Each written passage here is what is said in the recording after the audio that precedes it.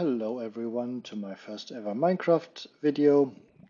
I'm playing Skyblock at the moment, and there I needed some rooted dirt.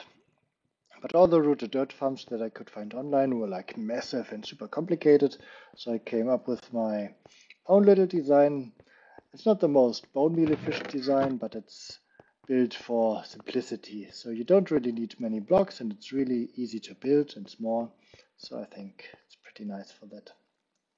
So what works, we have a stone generator here. It constantly produces stone, and every time stone is produced, we bone meal a block, and that turns some of the stone into another moss block. And sometimes on this moss block there can be a celia, and if we also bone meal the celia, every now and then there's a tree growing, like there. So I added a little command block here that fills this with air, just so that I don't have to deal with the dirt at the moment.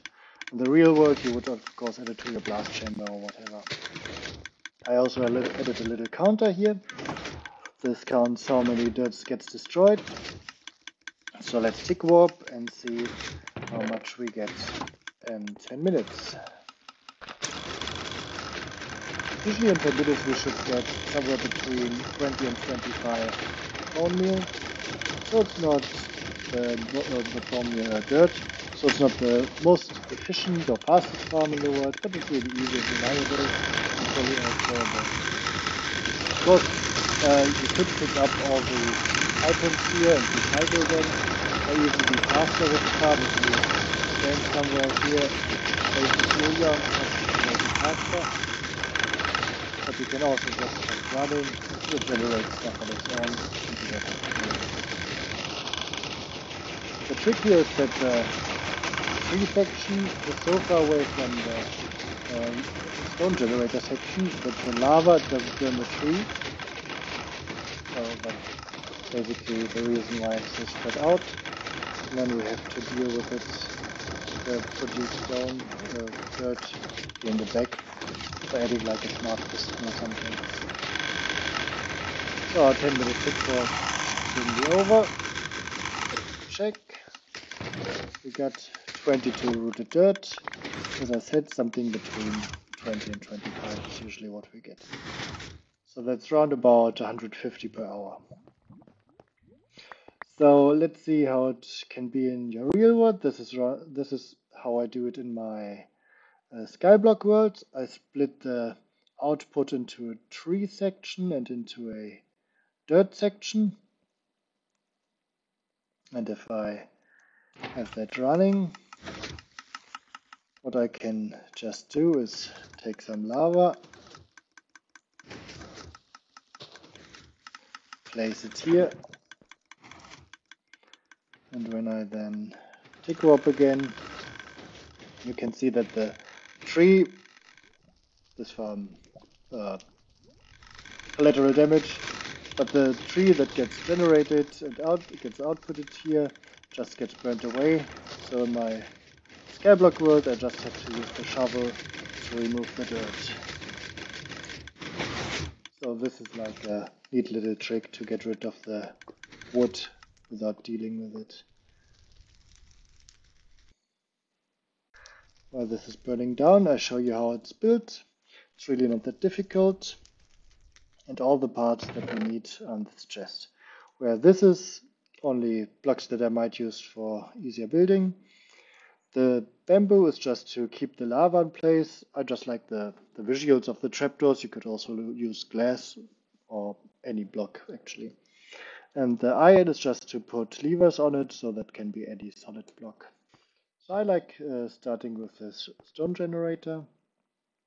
I first place down the, let's get some distance, the wall. On the wall I put my slime box, just to have a frame where we can put the water later. And also we need the stairs to hold the water. So as I said, you could use any blocks like glass if you like the aesthetics, but I think the trapdoors are just really pretty, so I prefer that.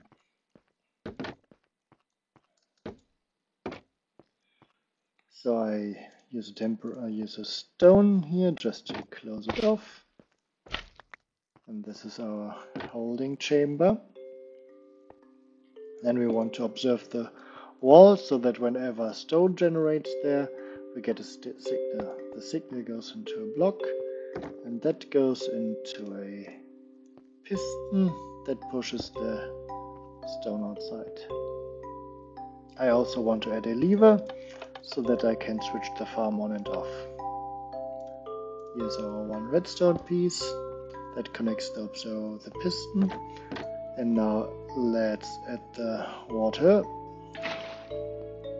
and also the lava that we put up there. And already the stone generator is working. Let's keep it running for a bit.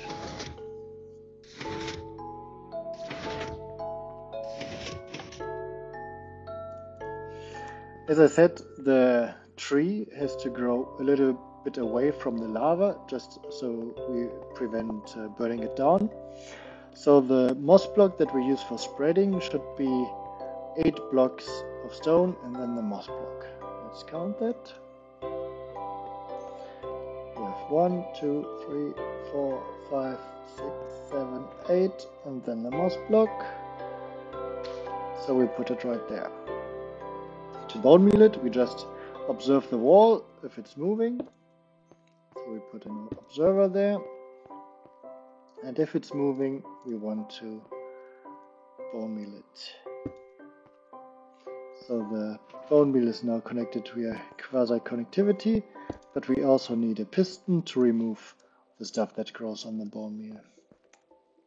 So let's add some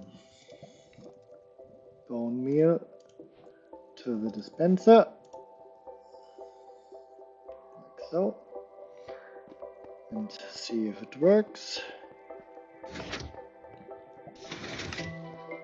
Every time the mall moves, here moss gets created.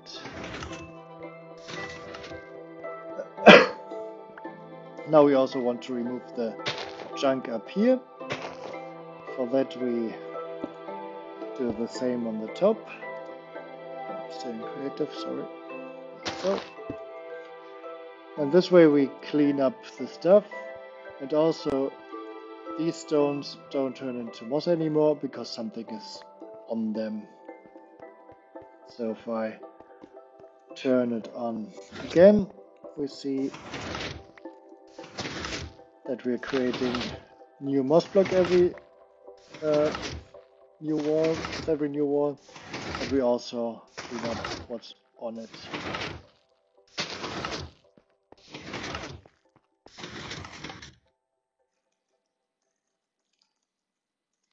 Let's turn off the light. So now we want to bone meal this part, just so that if there's azalea, we can grow it into a tree. So I just add another dispenser. I use my trusty slime block again, like so. And this dispenser should get a observer signal. So I just put it there and one observer there. And this should be activated by a sticky piston, just so that it's not always running. So I put the sticky piston there, I can push the observer in, and then the bone meal is running. I put my lever there, and this activates the dispenser.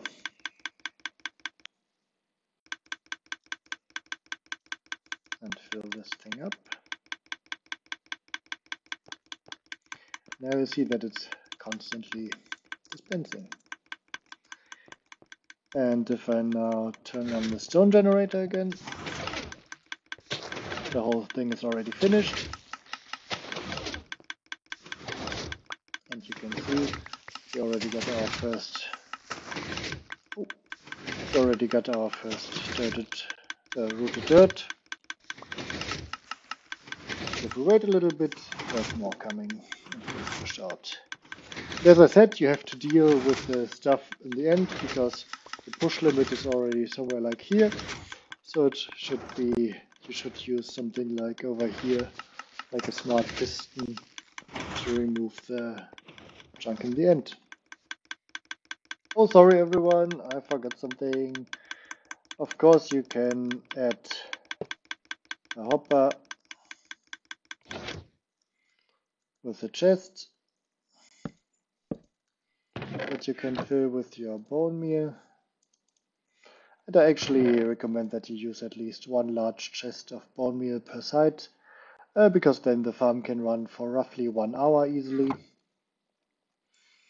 And of course, it would be easier if you connect it to your bone meal farm, or the way I do it in Skyblock, I just have a big mob farm with plenty of bones that I just grind down and put in here. So that's it. Goodbye.